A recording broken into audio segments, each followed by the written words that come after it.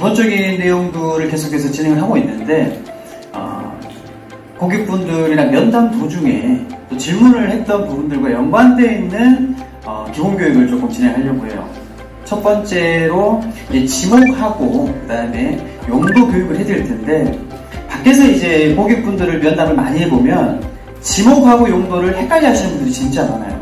그리고 용도 변경이라든지 이 용도 관련해서 우리가 배우는 내용하고 사실 저희가 이야기하는 용도는 용도 지역이죠. 용도 지역. 아마 용도 지역에서 이야기를 하고 있는데, 고객이 들었던 내용들과 주변 환경에서 많이 접하는 내용들은 사실 지목인데 용도에 대해서 이야기를 알고 있어요. 그쵸? 정확하게는 지목은 지목인 거고 우리가 알고 있는 용도는 용도 지역이다. 근데 요거를 갖다가 오늘 정확하게 이해를 하고 그다음 많이 접하는 부분들, 지목 변경, 즉 밖에서는 이제 용도 변경인데 여기에서는 형질 변경이죠. 이에 관련된 내용들. 그리고 우리가 알고 있는 용도 지역, 이게 변경이 가능한가? 요거에 대한 질문들 조금 몇 개 뽑았는데 그거 조금 이야기를 한번 해보도록 하겠습니다. 예, 토지 지목이라는 것은 토지의 주된 용도에 따라서 토지의 종류를 구분해 놓은 것이다. 지목 변경이라는 것은 이제 토지의 형태라든지 사용 목적이 내가 바뀌었어. 전에 사용했던 게 이제 밭으로 사용했던 것을 내가 논으로 사용하고 싶어. 지목이 변경되는 거죠. 그런 것을 지목 변경이라 한다. 사실은 정부가 본 입장에서 지목은 변경이 되는 이유들, 그리고 지목을 여러 가지죠. 지금 현재 한 28개 정도가 지금 현재 우리나라에서는 지목이 있습니다. 맞죠? 예, 이렇게 여러 가지를 구분을 해놓는 것은 국가가 본 입장에서는 합리적으로 세금을 확보하기 위해서 이렇게 여러 가지로 구분을 해놓았다. 그렇게 많은 지목이 있는 이유는 각각의 다른 세율을 적용하기 위해서 여러 가지가 나와 있다. 예를 들어서 답으로 사용하고 있는 지목이 있습니다. 현재 논이죠. 논으로 사용하고 있는데 이걸 내가 여기 위에다 건축물을 하나 지으려고 합니다. 그렇다는 것은 국가가 본 입장에서 농사를 지어야 되는 이 땅에다가 건물을 지으려고 해. 그러면 당연히 전용 비용도 조금 더 냈고 여기다가 건물을 지었으니까 너는 돈이 있는 사람이다. 그래서 재산세도 조금 더 납부해라. 이렇게 해서 세금을 부과하는 것을 의미합니다. 두 번째, 지목을 변경하는 것. 형질 변경이죠. 이 지목을 변경하는 것. 지목을 변경하기에 앞서서 개발 행위죠. 이건 어떻게 보면 맞죠? 여기다가 전답 과거 사용했던 지목을 갖다가 대지, 즉 건축물을 지을 수 있는 지목으로 바뀐다는 것은 개발 행위 허가를 받기 위해서 이제 건물을 짓기 위해서 당연히 배수로를 확보를 해야 되고 당연히 지임로도 확보를 해야 합니다. 그죠? 그리고 기반시설, 이제 이런 부분들을 전부 다 기반시설이라고 그래요. 기반시설을 확보해야 되고 특히 이제 임야 같은 경우가 있습니다. 지목이 임야 같은 경우에는 시군 구의 도시 이제 계획 조례에 의거해서 정한 허가 기준이 또 별도로 있어요. 그런 부분들이 충족을 해야지만이 지목 변경이 가능하다.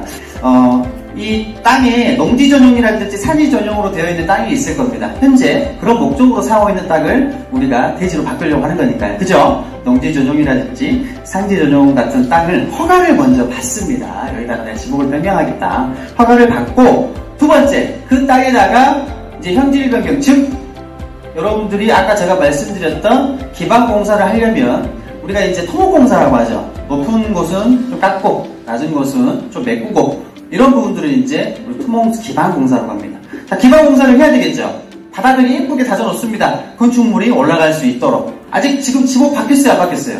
아직 안 바뀌었습니다. 자, 건물을 열심히 예쁘게 짓습니다. 그래서 완공을 했어요. 그 다음에 해야 되는 것이 지목 변경입니다. 그리고 지목 변경이 완료가 되면 자, 국가에 세금 내야겠죠? 인지대라고 해서 약 2,000원 정도를 납부합니다. 끝났어요. 지목 변경. 간단하죠? 지목이 연연하지 말라라는 말들이 가장 많습니다.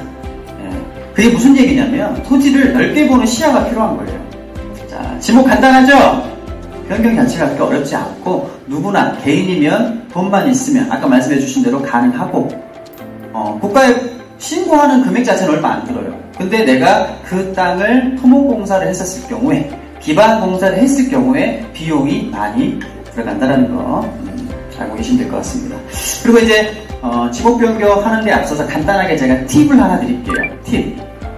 농으로, 그 다음에 농지라든지 산지로 지정되어 있는 시골 땅들 굉장히 가지고 계시는 고객분들 많고 사놓으려고 하시는 분들 많을 거예요. 광주 근교에 늘 말씀드렸던 담양이라든지 장성 쪽 요즘 많이 얘기 나오더라고요.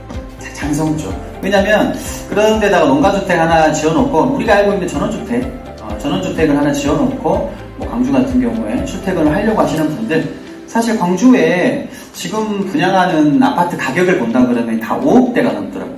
이번에 보니까 5억대가 넘어요. 30평대 기준으로. 근데 이제 그런 데에다가 땅을 사는 비용도 얼마 안 들어, 1억도 안 들어갑니다. 그 땅에다가 내가 한 2억 정도 비용 들어가지고 2층 멋진 전원주택 지어가지고 살려고 하시는 분들 많이 있어요. 그쵸? 근데 여기에 있어서 알고 계셔야 될 상식. 과연 아무나 지을 수 있는 것인가? 그런 땅만 있으면. 그쵸? 그럼 우선 도시지역 땅이 아니잖아. 여러분들 배웠던 1종, 2종 그런 땅 아니잖아. 그죠? 어떤 땅이겠어? 관리지역이거나 농림지역일 경우가 90% 이상일 겁니다. 우선 도시지역이 아니니까. 그쵸? 그런 땅에다가 집을 지으려고 할 때 팁 첫 번째, 농작물을 직접 내가 져서 농사를 지으면서 주택을 지으려고 하시는 분들하고, 두 번째, 나는 여기 농사를 안 짓는 땅은 있어. 그래서 집은 주소지는 이전할 거지만 뭐 내가 직장은 광주에서 왔다 갔다 할 거고 그냥 여기다가 전원주택만 짓고 싶어 하시는 분들, 그런 분들도 많이 있으시겠죠. 자, 그런 경우에는 이게 중요해요. 두 가지가 있거든요. 농업진흥구역하고 농업보호구역. 이거 두 개는 무조건 암기하셔야 돼요. 상관없이 건축이 가능해요. 내가 거기에 농사를 짓고 있으면. 우리 그런 얘기 들어보셨죠? 주말농장. 거기 내가 어떤 농취증을 취득해가지고 어느 정도의 평수에다가 농사를 지으면서 하는 거, 이런 경우는 가능한 거죠. 농업진흥구역이나 농업보호구역 둘 다 집을 지을 수 있다. 하지만 내가 타지역 주민이 이런 농가주택을 지으려고 할 때에는 농업진흥구역은 된다, 안 된다? 안 된다. 그리고 농업보호구역에서만 건축이 가능하다. 요거는 상식이에요, 여러분들. 하나 더, 거기에다가 도로가 물려 있어야 돼, 안 물려 있어야 돼? 몇 미터 이상? 2미터 이상 접촉되어 있는 도로 가지고 있어야 된다. 상수도 보호구역 진짜 많거든요. 이런 데다가 이제 새로 집을 건축하거나 개발을 임의대로는 원래 할 수 없는 것이 원칙입니다. 원래 할 수 없는 것이 원칙인데 예외적으로 건축이 가능한 경우가 있어요. 100제곱미터, 즉 30평 이하의 소형주택만 지을 수 있다. 마지막 세 번째, 환경정비구역이라는 데가 있어요. 환경정비구역 굉장히 많거든요. 60평 이하만 가능하고 반드시 한 가지 충족해야 될 것이 있어. 우선은 60평 이하의 건축물을 지을 수 있구나. 그런데 하나 더 충족해야 될 것은 세대 구성원, 즉 가족 중에 한 명이라도 6개월 이상 거주한 사실이 있어야 한다. 여러분들 이 세 가지만 아셔도 이 비도시 지역에다가 집을 짓는 거 어렵지 않습니다. 이 상식은 여러분들이 굉장히 도움 많이 되실 거예요. 자, 두 번째 질문을 하시는 분들이 요게 많아요. 내 사시는 분들이 많은 게, 지목 변경하면 용도 지역 바뀝니까? 이 질문을 많이 해요, 생각보다. 자, 정답부터 말씀드리면은 지목이 바뀌더라도 용도 지역은 절대 바뀌지가 않습니다. 국가가 관리합니다. 국가가. 이게 제일 팩트예요, 여러분들. 개인이 관리하는 게 아니라 국가가 관리하기 때문에 개인이 절대 바꿀 수 없는 것이라고 여러분들 머릿속에 정확하게 상기하시면 돼요. 아셨죠? 개인이 바꿀 수 있다, 없다? 없다. 예. 그 이유는 이제 간단합니다. 지목은 돈 들여서 바꿀 수 있지만 용도지역은 아무리 돈을 들여도 바꿀 수 없는 것이라고 제가 말씀드렸어요. 왜냐하면 용도지역은요, 조금 어려운 말을 쓰자면 굳이 도시관리 계획의 절차에 따라 지정을 하고요. 도시관리 계획의 절차에 따라 지정을 하고 그 지정 목적을 보게 되면은 토지 이용 제한을 목적을 꼭 두고 있어요. 토지 이용 제한을 목적을 두고 있습니다. 그래서 만약에 용도 지역 변경이 누구나 가능하다면 여러분들 모든 땅에다가 높은 건축물 짓고 싶지 않겠습니까? 용도 지역에 따라서 건폐율, 용적률에 대한 건축물 규모가 정해져 있죠? 그래서 여러분들 잘 알고 계시는 이 용도지역, 그만큼 중요한 거고요. 밖에서는 이렇게 얘기합니다. 용도지역 변경이라는 것을 종상향이라고 해요. 토지 투자를 하셨던 대부분의 사람들이 이야기를 나눠보면 이 종상향에 대한 꿈, 즉 용도가 상향되는 걸 의미합니다. 용도가 변경되는 것 꿈을 가지고 투자를 많이 했었어요. 내가 가지고 있는 땅이 가치가 만약에 없는 땅이 가치가 있게 바뀌는 거죠. 예를 들면 관리지역이라든지 농림지역 땅이 도시지역으로 편입이 돼서 이 땅이 여러분들 살고 있는 주거지역, 상업지역, 공업지역으로 바뀌는 걸 의미하는 거예요. 또 다르게 이야기를 하면 도시지역 내에 있는 녹지, 생산녹지, 자연녹지, 보존녹지 이 땅이 무엇으로 바뀌느냐? 주거용지, 상업용지로 바뀌는 거예요. 굉장히 신분이 바뀌기 때문에 투자의 가치가 높아지고 여기에 대한 수익이 상당히 많아지겠죠. 토지 투자에 있어서 종상향은 꽃 중에 꽃이라 그래요. 가장 수익이 많이 생기는 부분입니다. 토지 이용 및 건축물의 용도, 건폐율, 용적률, 높이 등을 제한합니다. 당연히 용도지역에 대한 제한을 하죠. 그리고 이 토지를 갖다가 경제적으로 효율적으로 이용하고 공공복리의 증진, 이게 중요해요. 여러분들 누구나 다 편하게 사용할 수 있게 만들어 놓은 토지의 효율적 가치를 의미합니다. 그래서 서로 중복되지 아니하게 도시관리 계획으로 결정하는 지역을 말합니다.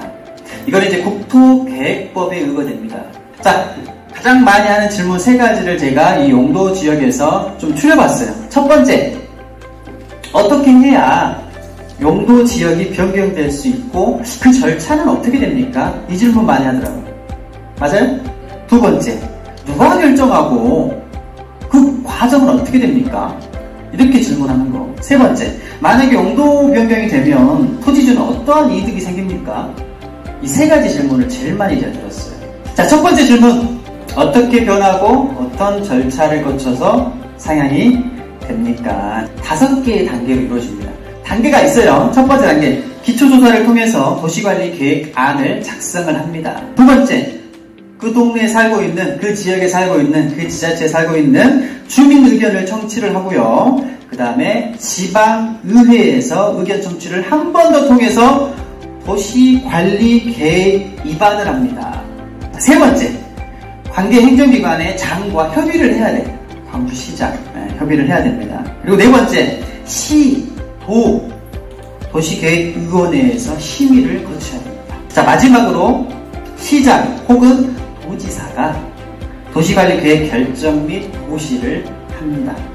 총 이 5가지를 거쳐서 용도 변경이 가능합니다. 자, 두 번째, 그거 간단해요. 누가 결정하고 그 결정하기까지 과정은 어떻게 되나? 아까 누가 결정한다고 말씀드렸죠? 최종 승인. 용도 지역 변경의 최종 승인은 당연히 시장과 도지사님이 해주시는 거고, 여기서 질문 하나를 조금 겹쳐가지고 하나를 더 한다 그러면 한 개인이 어느 지역에 용도 지역 변경이 되도록 할 수 있을까요? 첫 번째 답이 나오는 것은 우선 불가능에 가깝다. 이게 첫 번째 답이고요. 한 사람의 개인이 생각이 아닌 여러 분야의 이론과 의견, 그 다음에 자문, 심의 등을 거쳐서 진행하기 때문에 한 개인이 찬성할 수 있는 것은 아까 처음에 두 번째 말씀드렸던 것처럼 해당 시군에서 도시관리계획을 수립할 때 의견을 제시하는 정도가 다다. 자, 세 번째, 어떤 이익을 가져갈 수 있는 것인가? 자, 봅시다. 저는 이거를 좀 분석하는 데 있어서 2가지의 수익이 발생했다고 판단을 했습니다. 첫 번째는 심리적인 수익이 발생이 되고, 두 번째는 개발 수익이 발생된다는 거에 집중을 좀 뒀어요. 내 땅에 있는 이 용도 지역이 상향이 됐다는 것은 기대심리가 먼저 들어가게 됩니다. 그래서 우선 소문이 좀 돌겠죠. 의견 청취하면서 주민 의견도 수립하면서 노출이 됩니다. 노출이 돼요. 그렇다 보니까 이 이슈화가 되기 마련입니다. 그래서 이 기대심리가 이 토지와 그 근처에 있는 건축물에도 영향을 미치게 됩니다. 그래서 가격이 상승이 돼요. 뭐냐면 용도 지역이 변경이 상향이 된다는 것과 그 주변에 있는 호재들은 당연히 SOC의 개발이 충족하기 때문에 지정된 거야. 자, 즉 목천 지구의 목천 톨게이트, IC, 순환고속도로, 목천역 이런 여러 가지의 SOC, 국가가 진행하는 이 도로 기반 사업들이 전부 다 있기 때문에 상향이 된 것들이에요. 자, 개발 수익 같은 경우에는 실질적으로 용도가 상향이 되게 되면 건축물의 용적률, 건폐율 높이 상향돼야 안 돼요. 상향이 됩니다. 그렇기 때문에 가격은 말할 것도 없이 상승이 무조건 될 수밖에 없어요. 그래서 더 높은 건축물을 지을 수 있게 된다, 아니다? 지을 수 있게 된다. 그렇기 때문에 당연히 투자 수익은 내가 투자했던 금액에 따라 차등의 수익이 발생될 수밖에 없지만 분명한 것은 이 개발 수익이 상당하다는 것입니다. 한번 제가 조금 짚어드렸는데 도움이 좀 됐나요? 네. 용도 변경이 굉장히 어렵다라는 거, 이게 사실 팩트고, 확실한 투자, 그 다음에 안전한 투자, 수익이 발생되는 투자는 종상향의 미래 가치를 보고 투자하는 것이 아니라 변경이 되어 확실하게 상향이 된 땅의 미래 가치를 보고 투자하는 것이 맞다. 이 이야기를 제가 오늘 조금 하고 싶었습니다.